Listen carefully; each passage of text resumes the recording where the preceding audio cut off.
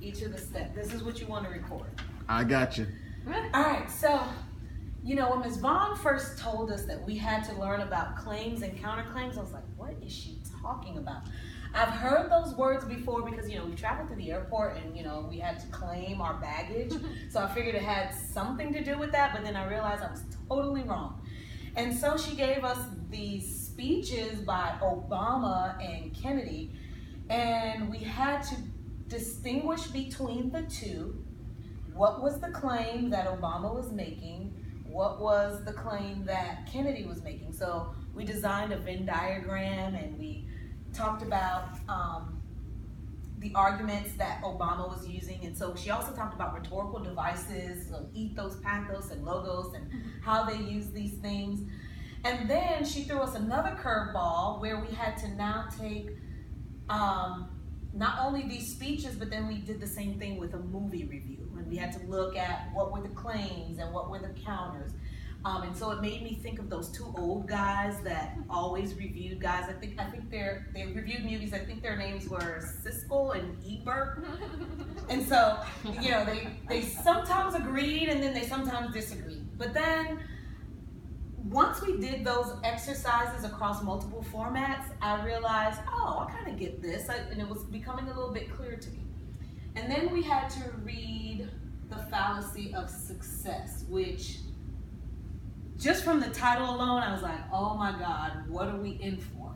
But then we had to focus on the structure. And I never paid attention to that before. I always thought that people just wrote what they wanted to write. I didn't realize that people actually had a roadmap on how they wrote and where they placed things, and how sometimes the text breaks rules.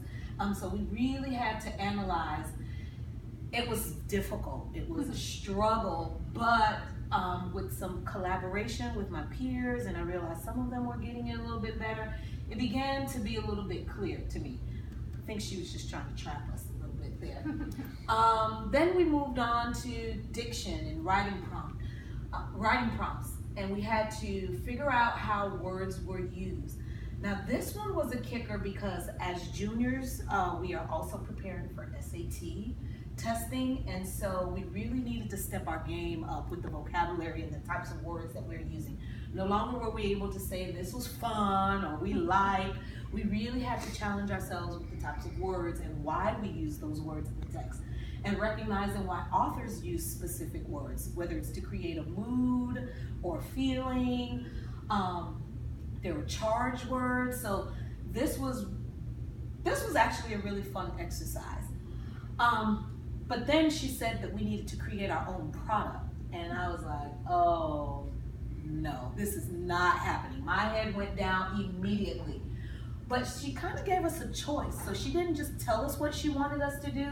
She kind of presented this bingo board of choices where we actually had to pick 3, and we can go in any direction that we wanted to. And so I thought that was pretty neat because some of the choices involved creating a music video, we could create a haiku poem, and so I thought that was really neat. So my group I actually decided to create a green screen video using an app on my phone called TouchCast. And so I thought that was pretty neat to do. And so of course I was able to move forward. And then I got to share with my peers what we did or what I created. And that was really fun because they were excited that I had created a whole green screen production from my phone. And I didn't need a TV studio setup. And so that was really neat. But one of my peers roadblocked me. I think they were just hating on me a little bit because they couldn't do what I did. And so I had to go back and make some revisions because there were some things in the prompt that I did not address. And I think I just got excited about creating a product that I didn't follow all the steps. So I needed to go back and I had to work off of that. So that was kind of like a detour, a roadblock, but it did allow me to go back and make the first presentation a little bit better. And then I got to conference with Ms. Vaughn and I blew the socks off of her. She was like, wow, you created all of that? And I was like, yeah. And so at the end of the day, I was able to explain to her my whole learning journey, and she was able to gather evidence that I had actually mastered not just one, but several standards. So here I am.